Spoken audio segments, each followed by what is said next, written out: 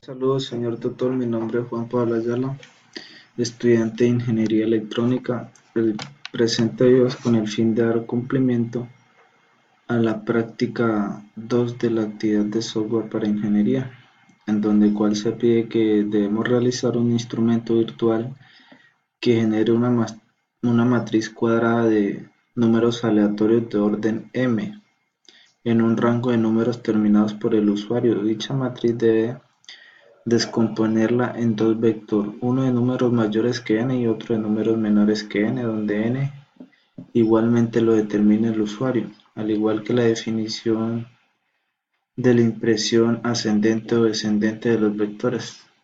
Debe también informar al usuario qué cantidad de números mayores y menores a n. Entonces, el programa quedó desarrollado de la siguiente forma. En esta parte, el usuario va a ingresar el orden de la matriz, que va a ser una matriz cuadrada.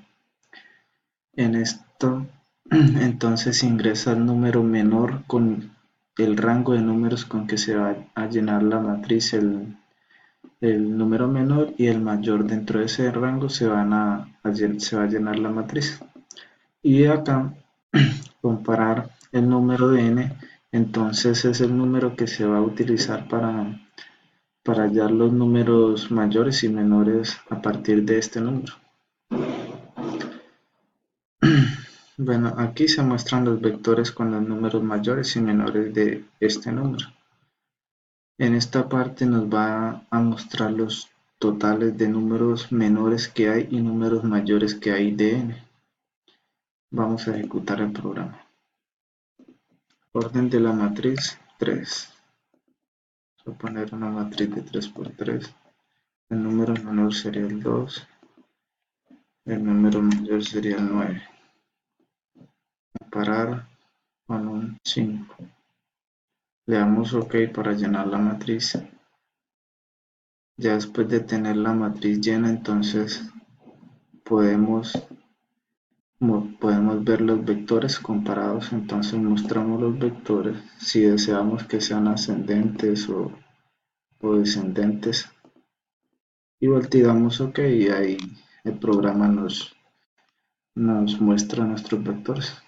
Y mostramos aquí los totales oprimiendo el OK. Entonces están los totales 2, números menores y 7 números mayores. Esto sería la parte frontal. Entonces el diagrama de bloques quedaría de la siguiente forma. Nuestro diagrama de bloques sería el siguiente. Todo nuestro código está dentro de un ciclo while loop.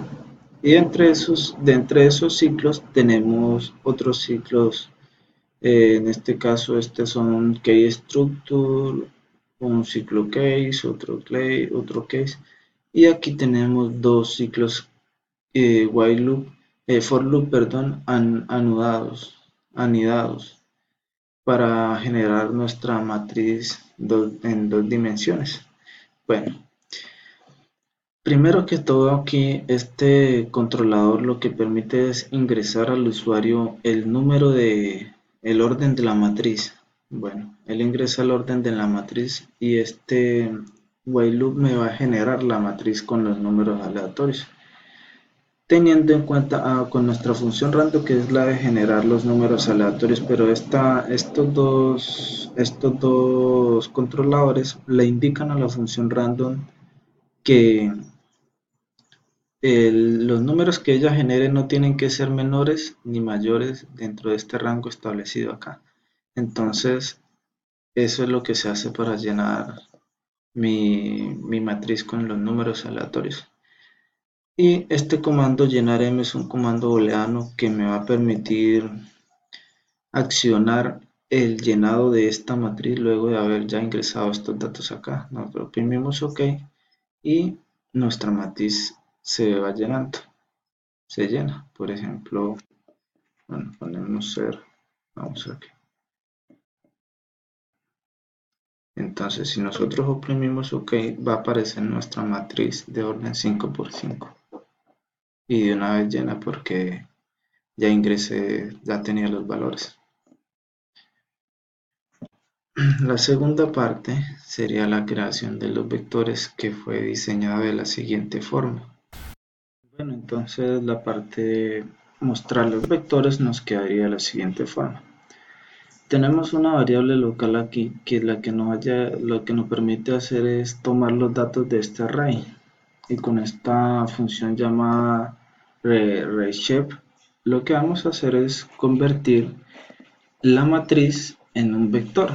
En este ciclo for que tenemos acá, lo que vamos a hacer es comparar nuestros números y a partir de esa comparación mostrar los vectores de números mayores y números menores, teniendo en cuenta que esos números se comparan con el número n. Bueno, ya después de que convertimos la matriz en nuestros vectores, entonces, ¿qué le vamos a decir al programa? Dentro del ciclo for tenemos el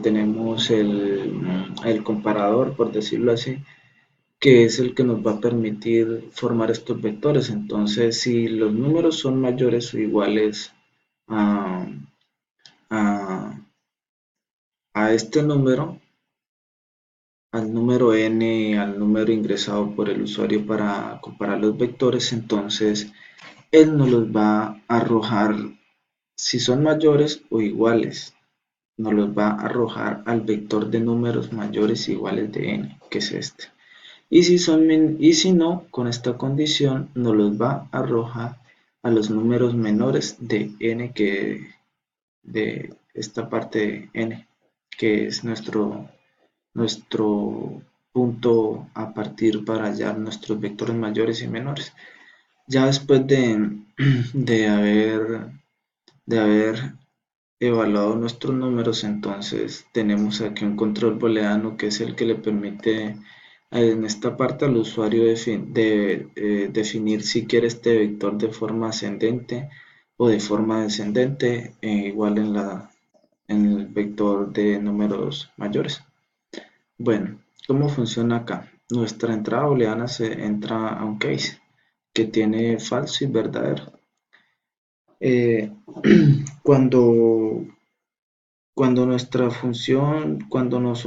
decimos que lo queremos de forma ascendente, si es ascendente, entonces nuestro case se va a ejecutar en la forma falsa, se va a ejecutar este case, el false.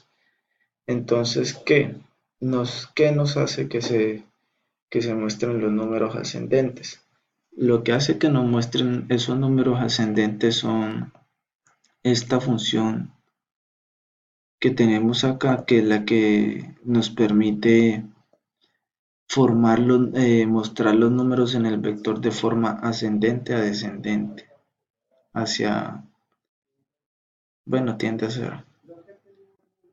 Bueno, pero si el usuario dice que quiere los números de forma descendente, entonces él acciona el controlador booleano y dice que los quiere de forma descendente. Entonces se va a ejecutar la condición verdadera. ¿Qué es lo que hace aquí? La misma función tenemos, pero entonces ya le agregamos esta función que nos permite invertir los valores. Si ella nos envía los resultados de forma ascendente, entonces esta nos los vuelve de forma descendente y nos muestra el vector acá de forma descendente. Depende del usuario depende del usuario si acciona para ascendente o descendente el control booleano, el switch en el panel frontal. Bueno, entonces aquí en esta parte, en este otro case structure, lo que vamos a hacer es mostrar los totales de números mayores y de números menores que tiene nuestro vector. Entonces con esta variable local lo que hice fue tomar los datos de cada uno de los vectores mayor y menor, tomé esos datos y los llamé aquí, y con un array size lo que hice fue contar los elementos que estaban dentro de este vector y ese resultado lo voy a mostrar en un indicador. Y así sucesivamente para el segundo vector. Y ahí nos muestra la cantidad de elementos que hay dentro de cada uno de los dos vectores. Esta parte de acá nos va a permitir limpiar, eliminar los datos que tuvimos, que planteamos acá. Entonces nosotros le damos limpiar y nos queda en cero.